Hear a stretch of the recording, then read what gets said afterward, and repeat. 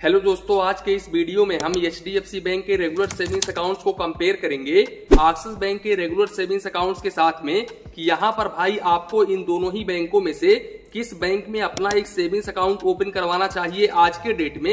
इसके अलावा इन दोनों ही बैंकों में से कौन सा बैंक आपको सबसे ज्यादा बेनिफिट्स प्रोवाइड करता है। तो वीडियो को बिल्कुल भी स्किप मत करिएगा। वीडियो स्टार्ट करते हैं। दोस्तों, ये तो आप सभी लोगों को पता है कि ये दोनों ही बैंक इंडिया के टॉप क्लास बैंक हैं और प्राइवेट सेक्टर बैंक हैं। और सबसे पहली बात तो भाई, अगर आप इन दोनों ही बैंकों में से किसी भी एक बैंक में अपना एक सेविंग्स अकाउंट ओपन करवाते हो तो यहाँ पर आपका पैसा बिल्कुल भी नहीं डूबेगा। क्योंकि भाई अगर ये दोनों ही बैंकों में से कोई भी एक बैंक डूब जाता है ना, तो इंडिया का अर्थव्यवस्था चौपट हो जाएगा। तो सवाल ही नहीं पैदा होता है कि ये दोनों ही बैंक डूब जाएं। तो यहाँ पर सबसे पहले तो आपका पैसा 100 और 1% सुरक्षित है। आप इन दोनों ही बैंकों में से किसी भी बैंक में अपना एक सेविंग्स अकाउंट ओपन करते हैं तो।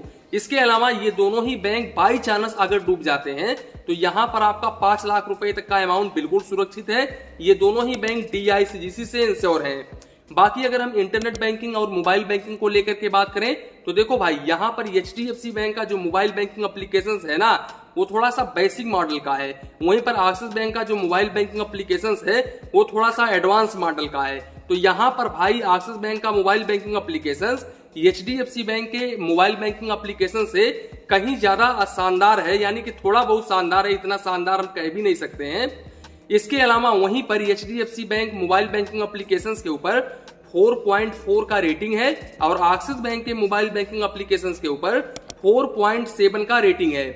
अब इसके अलावा अगर हम इंटरेस्ट रेट को लेकर के बात करें तो यहाँ पर देखो भाई, यहाँ पर ये दोनों ही बैंक अपने सभी सेविंग्स अकाउंट्स होल्डर्स को आज के डेट में 2.75% से लेकर के 3.25% पर एनम का रेट ऑफ इंटरेस्ट ऑफर करते हैं। अब यहाँ पर आप देख सकते हैं, मैंने इन दोनों ही बैंकों का पीपीटी तैयार की हुई है। तो अब इस पीपीटी के माध्यम से हम समझेंगे कि यहाँ पर इन दोनों ही बैंकों में से कौन कौन सा डिफरेंसेस है। अब देखिए, सबसे पहले अगर हम मिनिमम बैलेंस को लेकर के बात करें तो भाई अगर आप एचडीएफसी बैंक में अपना एक सेविंग्स अकाउंट ओपन करवाते हो, रेगुलर सेविंग्स अकाउंट ओपन करवाते हो, तो यहाँ पर आपको रूरल में 2500 रुपए, सेमी अर्बन में 5000 रुपए, वहीं पर अर्बन और मेट्रो सिटीज में 10,000 रुपए एवरेज मंथली बैलेंस मेंटेन करके चलना पड़ता है।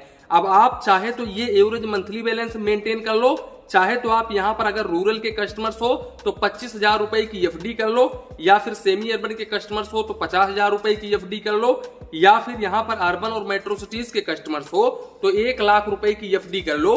अगर आप ये एफडी कर लेते हो 1 ईयर के लिए ना, तो आपको कोई भी मिनिमम बैलेंस मेंटेन करने की जरूरत नहीं है। यहाँ पर भाई ना ही तो आपको मिनिमम बैलेंस मेंटेन करना पड़ेगा, ना ही तो आपको मिनिमम बैलेंस के ऊपर चार्जेस देना पड़ेगा। जबकि एक्सिस बैंक के केस में ऐसा बिल्कुल भी नहीं है। एक्सिस बैंक में आपको रूरल में 2500 रुपए, सेमी अर्बन में 5000 रुपए, अर्बन और मेट्रो सिटीज में यहाँ पर भाई 12,000 रुपए एवरेज मंथली बैलेंस मेंटेन करके चलना पड़ता है। और एक्सिस बैंक का एक और डिसएडवांटेज है, यहाँ पर भाई अगर आप सेविंग्स अकाउंट ओपन करवाने के लिए जाओगे ब्रांच में ना, तो यहाँ पर भाई रूरल में 3,000 रुपए की डिपॉजिट करवाएंगे ये लोग, सेमी अर्बन में 6,000 रुपए, अर्बन में 15,000 रुपए, मेट्रो सिटीज में 16,000 रुपए की डिपॉजिट करवाएंगे अकाउंट ओपन करने के लिए। तो ये थोड़ा सा डिसएडवांटेज है। इसके अलावा यहाँ पर एक और डिसएडवांटेज आपको देखने को मिल जाता है। यहाँ पर भाई एक्सिस बैंक में आपको एफडी का ऑप्शन देखने को नहीं मिलता है। हालांकि एक नया सेविंग्स अकाउंट आया है, new easy access savings account जिसका नाम है, जो कि एक्सिस बैंक का सेविंग्स अकाउंट है। अगर आप ये सेविंग्स अकाउंट ओपन करवाते हो ना, सभी लोकेशंस की मैं बात कर रहा हूं, चाहे तो वो रूरल हो, चाहे तो वो सेमी अर्बन हो, चाहे तो अर्बन और मेट्रो सिटीज हो, यहाँ पर हर जगह पर आपको 10,000 रुपए ही मेंटेन करके चलना पड़ेगा। और आप चाहे तो ये 10,000 रुपए मेंटेन कर लो, चाहे तो यहाँ पर आप 50,000 रुपए की एफडी कर लो। तो अगर आप new easy access savings account open करवाते हो तब की मैं बात कर रहा हूं। बाकी यहाँ पर इजी एक्सेस सेविंग्स अकाउंट जो रेगुलर सेविंग्स अकाउंट है, जो ये लोग ओपन करके देते हैं कस्टमर्स को, मैं उसकी बात बिल्कुल भी नहीं कर रहा हूं। अब यहाँ पर भाई अगर आप इस बैलेंस को मेंटेन नहीं करते हो, यानी कि इन दोनों ही बैंकों में अगर आप इस मिनिमम बैलेंस को मेंटेन नहीं करते हो, तो आप जितना भी शॉर्टफॉल करते हो ना, यानी कि जितना भी आप कम मिनिमम बैलेंस मेंटेन करते हो, उस बैलेंस के ऊपर आपको 6% प्लस जीएसटी चार्जेस देना पड़ता है। फॉर एग्जाम्पल, आपने 1,000 रुपए कम मिनिमम बैलेंस मेंटेन किया, तो अब आप 1,000 रुपए का 6% निकाल लेना और उसमें प्लस 18% जीएसटी जोड़ लेना, इतना आपको चार्जेस देना पड़ेगा। तो इस बात का आप जरूर ध्यान रखें। तो यहाँ पर दोस्तों आप लोगों ने देखा मिनिमम बैलेंस के मामले में एचडीएफसी बैंक काफी शानदार है एक्सिस बैंक के मुकाबले। अब वहीं पर अगर हम चेकबुक को लेकर के बात करें तो HDFC bank regular savings accounts holders को 25 पेज का चेकबुक पर फाइनेंशियल ईयर बिल्कुल फ्री ऑफ कॉस्ट में ऑफर करता है। और अगर आप एक्स्ट्रा चेकबुक लेना चाहते हो तो यहाँ पर भाई आपको 100 रुपए प्लस जीएसटी देनी होगी 25 पेज के चेकबुक के ऊपर। इसके अलावा अगर आप एक्सिस बैंक के कस्टमर्स हो तो यहाँ पर एक्सिस बैंक आपको 20 पेज का चेकबुक पर फाइनेंशियल ईयर बिल्कुल फ्री ऑफ कॉस्ट में ऑफर करता है। और यहाँ पर अगर आप एक्स्ट्रा चेकबुक लेते हो तो यहाँ पर आपको 4 रुपए प्लस जीएसटी पर पेज का चार्जेस देना पड़ता है। तो भाई चेकबुक के मामले में भी एचडीएफसी बैंक एक्सिस बैंक से कहीं ज्यादा बेहतर है। इसके अलावा अगर हम एसएमएस अलर्ट को लेकर के बात करें तो भाई देखो इन्होंने एचडीएफसी बैंक ने तो ये लिख रखा है कि 20 पैसे पर एसएमएस आपको चार्जेस देना पड़ेगा, लेकिन अगर मैं रियलिटी सच्चाई बताऊं ना तो मेरा अभी तक एसएमएस अलर्ट चार्जेस कटा ही नहीं है एचडीएफसी बैंक में। तो ये हो सकता है अगर आप एसएमएस अलर्ट अलग से ऑन करवाते हैं तो ही आपको ये 20 पैसे पर एसएमएस चार्जेस देना पड़े, नहीं तो भाई इन दोनों ही बैंकों में एसएमएस अलर्ट के ऊपर आपको कोई भी चार्जेस नहीं देना पड़ता है।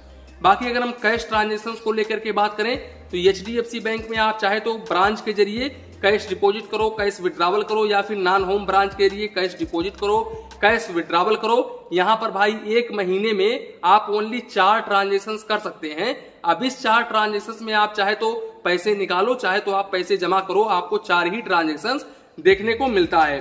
अब अगर आप किसी महीने में 5 बार ट्रांजेक्शंस कर देते हैं यानी कि 5 ट्रांजेक्शंस कर देते हैं तो यहाँ पर एक ट्रांजेक्शन ज्यादा हो जाता है। तो इस एक ट्रांजेक्शन के ऊपर आपको 150 रुपए plus GST per transaction charges देना पड़ेगा। इसके अलावा यहाँ पर भाई अमाउंट लिमिट भी है। यहाँ पर भाई आप ज्यादा से ज्यादा 2 लाख रुपए तक ही फ्री ट्रांजेक्शन कर सकते हो पर मंथ। अब अगर आप इस लिमिट को क्रॉस करते हो तो यहाँ पर आपको 5 रुपए प्लस जीएसटी पर 1000 के हिसाब से चार्जेस देना पड़ता है। और मिनिमम आपको यहाँ पर 150 रुपए plus GST per transaction charges देना पड़ता है।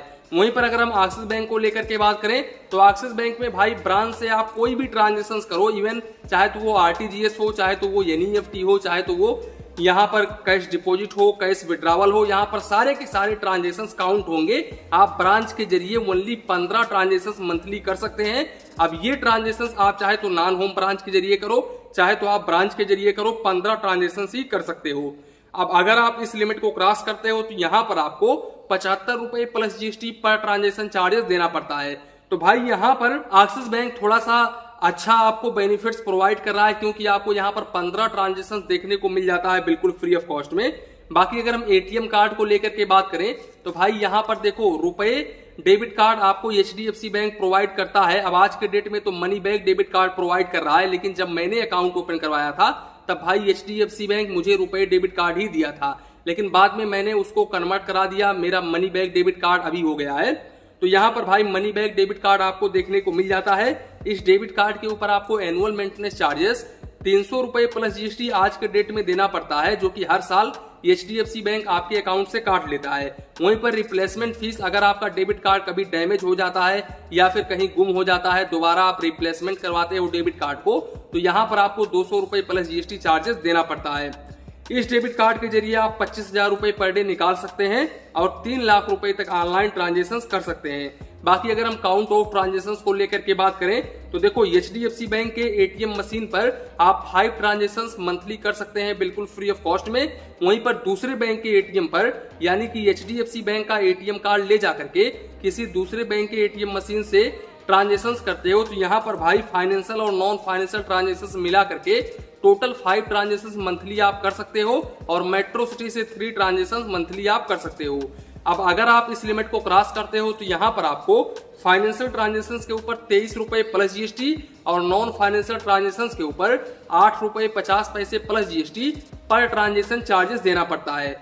अब वहीं पर अगर हम एक्सिस बैंक को लेकर के बात करूं तो देखो भाई एक्सिस बैंक में अगर आप ब्रांच के जरिए अपना रेगुलर सेविंग्स अकाउंट ओपन करवाते हो ना, और ब्रांच के उस मतलब ब्रांच में जो कर्मचारी होते हैं वो अगर अच्छे हैं तो यहाँ पर भाई आपको सिक्योर डेबिट कार्ड प्रोवाइड करा देंगे या फिर रुपए डेबिट कार्ड प्रोवाइड करा देंगे। लेकिन ज्यादातर केसों में हमने देखा है कि ये लोग सिक्योर डेबिट कार्ड ही प्रोवाइड कराते हैं। यहाँ पर भाई सिक्योर डेबिट कार्ड के ऊपर आपको इश्यूएंस फीस और एनुअल मेंटेनेंस चार्जेस 300 रुपए प्लस जीएसटी देना पड़ता है।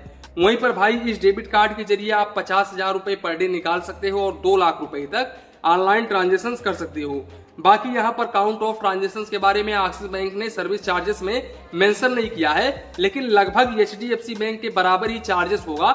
यहाँ पर भाई चार्जेस कम नहीं होगा, तो इस बात का आप जरूर ध्यान रखें। अब यहाँ पर एक्सिस बैंक का एक सबसे बड़ा डिसएडवांटेज ये है कि भाई यहाँ पर सिक्योर डेबिट कार्ड तो ये लोग प्रोवाइड करते हैं, लेकिन आप जैसे ही डेबिट कार्ड ले लोगे ना 10-15 दिन के बाद ये लोग कॉल करके परेशान करेंगे कि भाई रिवार्ड डेबिट कार्ड ले लो। तो यहाँ पर ये लोग चिपका देते हैं रिवार्ड डेबिट कार्ड कस्टमर्स को, और यहाँ पर भाई कस्टमर्स को ये, हालांकि मैं ये नहीं कह रहा हूं कि जो रिवार्ड डेबिट कार्ड है इसमें आपको बेनिफिट्स देखने को नहीं मिलता है। इसमें भले ही आपको 500 रुपए तक चार्जेस देना पड़ता है, लेकिन भाई बेनिफिट्स नंबर 1 का देखने को मिलता है। लेकिन अब यहाँ पर एक्सिस बैंक के कर्मचारी जिस कस्टमर्स को पकड़ाते हैं ये रिवार्ड डेबिट कार्ड, असल में उस कस्टमर्स को पता ही नहीं होता है कि इस डेबिट कार्ड को किस तरीके से यूज करना है। कभी कभी तो मैंने ऐसा देखा है कि एक मेरे गांव में है जिनको डेबिट कार्ड के बारे में ज्यादा नॉलेज नहीं है, उनको एक्सिस बैंक का रिवार्ड डेबिट कार्ड मिल गया। अब वो भाई बोल रहे हैं मेरा 500 रुपए तक चार्ज कट जाता है फोकट का, और यहाँ पर मैं ओनली एटीएम से विड्रॉवल करता हूँ और ऑनलाइन ट्रांजेक्शन करता हूँ, मेरा इतना सारा चार्जेस कट जाता है। मेरा एक डेबिट कार्ड दिया था, ये लोग जबरदस्ती ये डेबिट कार्ड दे दिए। तो ये थोड़ा सा डिसएडवांटेज है एक्सिस बैंक का। बाकी अगर हम बात करें तो दोनों ही बैंक काफी शानदार बैंक हैं, लेकिन यहाँ पर मैं आपको कहना चाहता हूँ भाई एचडीएफसी बैंक से शानदार एक्सिस बैंक बिल्कुल भी नहीं है। एचडीएफसी बैंक काफी शानदार है, क्योंकि भाई यहाँ पर आपको एफडी के ऊपर minimum balance free of cost है, यानी कि अगर आप एफडी कर लेते हो तो मिनिमम बैलेंस मेंटेन नहीं करना है। डेबिट कार्ड के ऊपर कम से कम आपको चार्जेस देना है। भले ही यहाँ पर ट्रांजेक्शन लिमिट आपको थोड़ा सा कम देखने को मिलता है, लेकिन भाई एक्सिस बैंक से कहीं ज्यादा शानदार एचडीएफसी बैंक मुझे लगता है। तो दोस्तों यहाँ पर अब आपकी मर्जी कि आप किस बैंक में अपना एक सेविंग्स अकाउंट ओपन करते हो। यही था इन दोनों बैंकों का रेगुलर सेविंग्स अकाउंट्स। इसी के साथ में वीडियो समाप्त करते हैं। वीडियो पसंद आया हो तो प्लीज वीडियो को एक लाइक करिए और अपने चैनल फाइनेंस बैंकिंग को सब्सक्राइब करिए। मन में कुछ डाउट हो, कंफ्यूजन हो तो प्लीज कमेंट करिए। धन्यवाद, मिलते हैं नेक्स्ट वीडियो में।